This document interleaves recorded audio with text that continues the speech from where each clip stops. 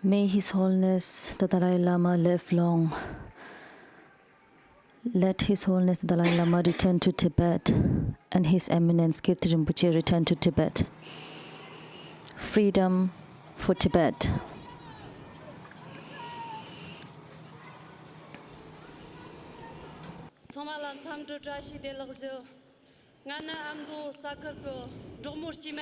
I'm an ordinary nomad woman from the Ngaba region of Tibet. On 21st October 2015, my cousin sister Tenzin Doma and I staged a peaceful protest march. At that time, both of us were 15 years of age. While holding large photos of His Holiness the Dalai Lama like this one, we called for His Holiness the Dalai Lama and His Eminence Kirti Rinpoche to be allowed to return to Tibet, praying for their long life and called for freedom in Tibet. I was immediately beaten up by the Chinese authorities, and then they took me in a room where I was detained for over about 6 days, during which I was tortured.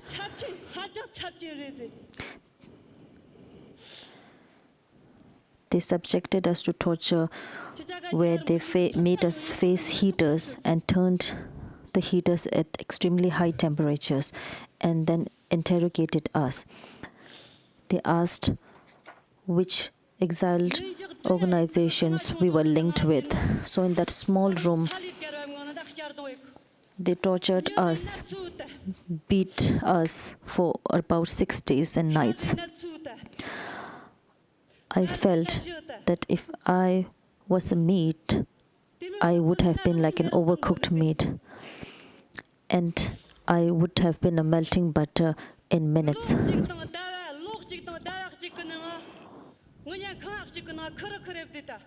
So for 1 year and 1 month, me and my cousin sisters, we never saw each other.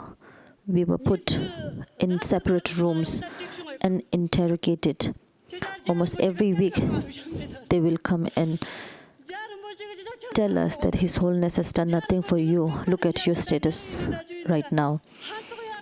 What does it help that His Holiness could not do anything right now or help you?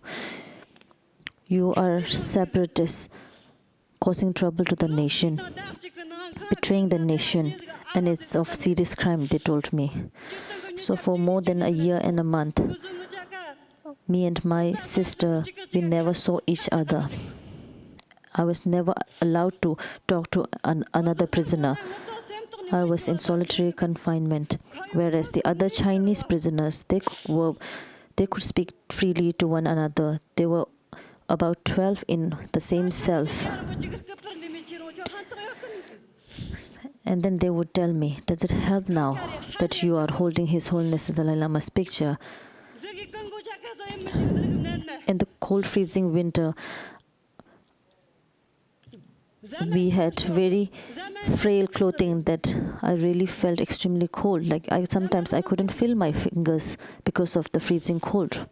The food was never enough, and it lacked nutrition and was extremely poor, despite the fact that I was made to work for hours and hours.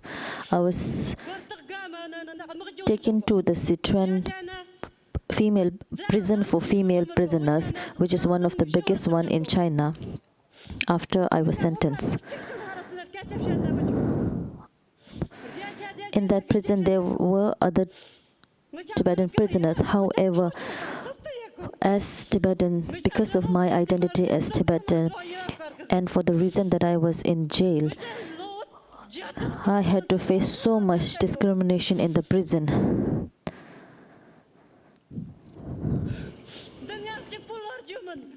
This is not just a story about me, but of thousands of Tibetans who have suffered and continue to suffer in jails of China under Chinese repressive policies.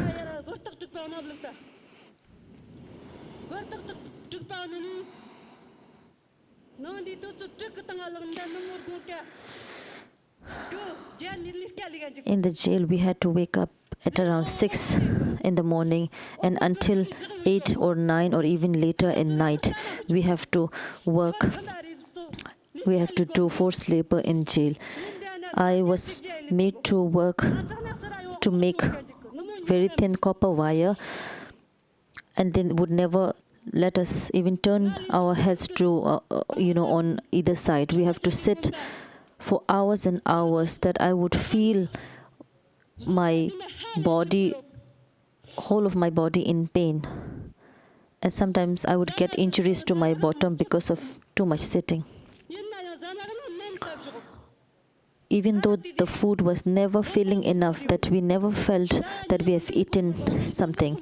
However, they added something in the food that within a month or two of coming in the prison, prisoners would start looking more plump and swollen, because they would add something so that we appear, something in the food that we would appear as if we were, getting enough food in the prison, and from the outside we would look healthy for others.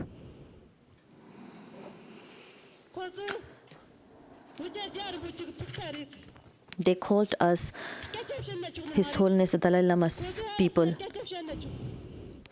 They called us as the Dalai Lama's clique, and never allowed us, made sure that we would never cross our ways, even though we were in the same compound.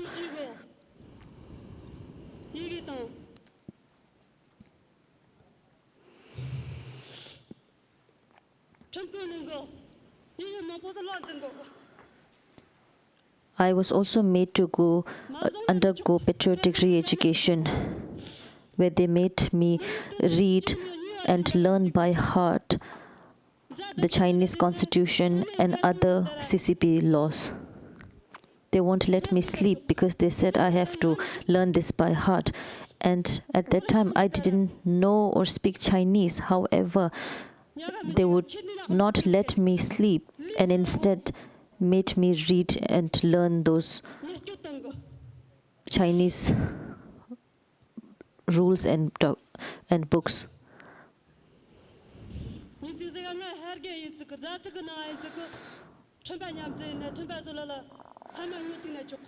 In the prison, for other prisoners, they allowed a visitation. I remember once when my father had to show his thumb in a pleading manner, kneel down and pleaded to the prison authorities to let my father see me. But for Tibetans, they never allowed family visitation hours. The Chinese prisoners could come during those visitation hours almost like every month and come and see their family members in jail. But because we were Tibetans, we were deprived of that right. So once, at that time when my father kneeled in front of the jail officers, and they let him see me, but only for a few minutes. It only lasted for 5 minutes.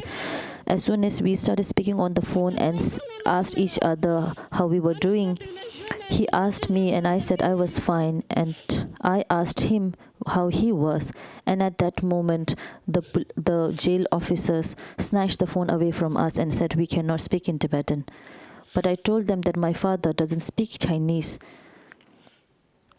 However, they said we cannot meet further.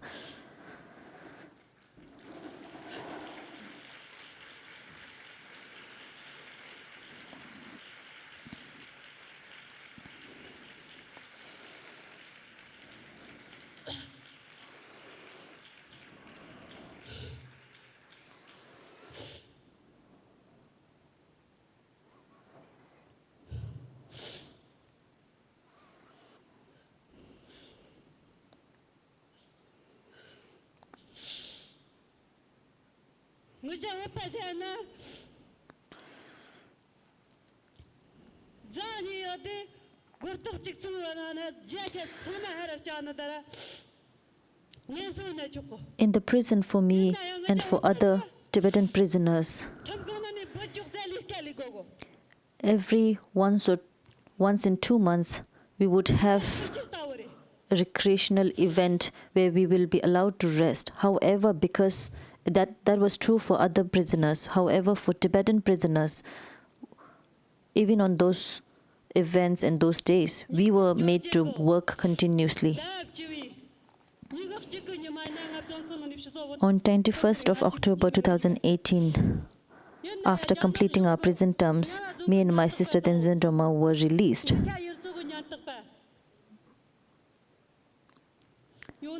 But they had called the Ngaba Chinese police and my village police officers to come to the prison to take me. So the Ngaba County Police and my village police, they took me to my village police station where they detained me for 1 week, for 1 more week, because they said they wanted to make sure that I will not protest or do any such thing in the future. And when I said that I cannot say anything, they called my families, not just my families and my parents, but the heads of my villages to the police station and made them sign documents saying they will be responsible if I stage any such protest in the future. So I had only 2 options, that either I had to die in Tibet under Chinese oppression, or I had to flee my homeland. Even though I was released, it was just my body that was out of prison, but I was being restricted in every way possible, whether it was meeting my friends, going to a nearby place, or tracing my phone calls. I was being surveillanced and watched 24 hours. And that is why in 2023, I decided to leave my country.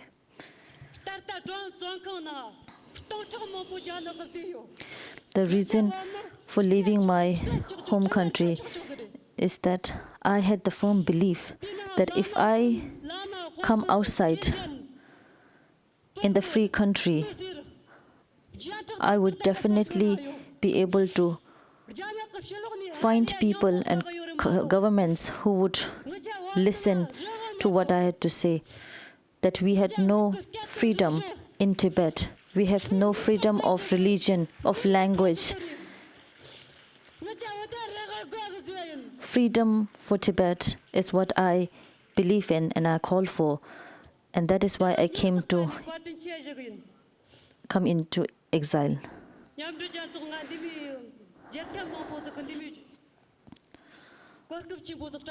I had the honor to meet many members of the United Nations to speak the truth. I had the opportunity. Even today, I thank the organizers for giving me this platform to share the real situation in Tibet, where hundreds and thousands of Tibetans continue to suffer even to this day.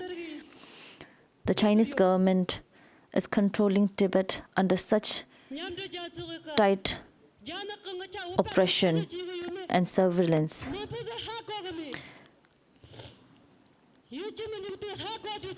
So it is extremely important that we really see the real situation, the extremely dire situation that Tibetans are in Tibet. So I ask you all to continue to support Tibet in fulfilling the aspirations of the Tibetan people to see His Holiness the Dalai Lama to return to Tibet. Long live His Holiness the Dalai Lama. Freedom for Tibet. Long live His Holiness the Dalai Lama.